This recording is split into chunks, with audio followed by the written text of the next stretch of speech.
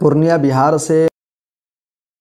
کا سوال ہے کہ حیض میں قضا ہوئے روزوں اور نماز کا کیا حکم ہے؟ یعنی حالت حیض میں اگر کوئی خاتون ہیں ان کی نمازیں چھوٹ گئی ہیں، اور ظاہر سی بات ہے حالت حیض میں عورت نماز نہیں پڑھتی ہے، حالت حیض میں روزہ نہیں رکھتی ہے، تو نماز اور روزے اگر چھوٹ گئے ہیں تو ایسے موقع پر بعد میں جب قضا کرنے کا ٹائم آئے گا تو کیا کیا جائے، کیا صورت اپنائی جائے؟ اس تعلق سے ایک روایت آپ کو سناتا ہوں، پیش کرتا ہوں، صحیح مسلم کی روایت ہے، اس روایت کے اندر آپ کو اس کا جواب مل جائے گا۔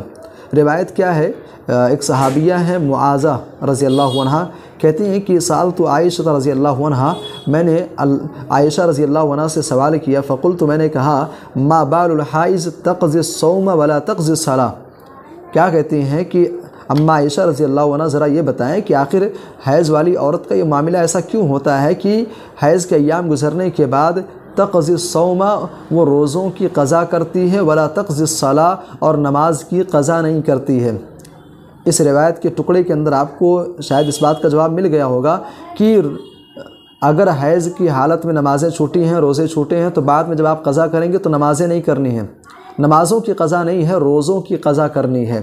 روزوں کی قضا کرنی ہے۔ اماں عائشہ رضی اللہ عنہ نے جب یہ جملہ سنا تو کہتی ہیں کہ احروریہ انتی، کیا تم حروریہ ہو؟ قلت لست بحروریہ، معاذہ رضی اللہ عنہ کہتے ہیں کہ میں نے کہا کہ میں حروریہ نہیں ہوں، میرا تعلق حروریہ سے نہیں ہے، ولیکنی اسأل، لیکن میں سوال کر رہی ہوں، ایسے پوچھ رہی ہوں۔ تو اماں عائشہ رضی اللہ عنہ کہتی ہیں کہ قالت کان یصیبنا ذلک فنؤمر بقضاء الصوم ولا نؤمر بقضاء الصلاۃ، اماں عائشہ رضی اللہ عنہ کہتے ہیں کہ جب ہمیں اس طرح کے معاملات پیش آتے تھے اللہ کے نبی کے دور میں،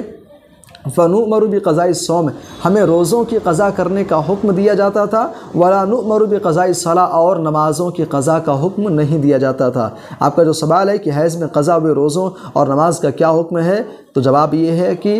جب آپ حیض کے ایام گزرنے کے بعد آپ کو نمازوں کی قضا نہیں کرنی ہے، آپ کو صرف اور صرف روزوں کی قضا کرنی ہے، صرف روزوں کی قضا کرنی ہے۔ اچھا، ایک چیز اور قابل غور ہے، اسی مسئلے سے متعلق ہے کہ آخر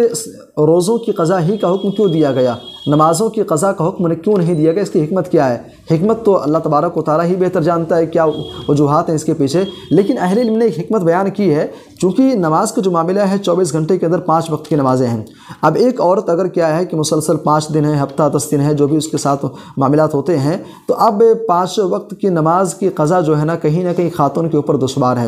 اور اس کے برعکس روزے کا جو معاملہ ہے، تو روزہ جو ہے یہ سال میں صرف کیا ہے کہ 1 مہینے کا معاملہ ہے، 1 مہینے کا معاملہ ہے، تو اگر اس میں اس کے روزے چھوٹتے ہیں تو یہ عورت کے اوپر دراصل اسلام کی ایک شفقت ہے، مہربانی ہے اور ایک رحم ہے کہ اسلام نے عورت کو اس مسئلے میں ایسی اجازت دی ہے۔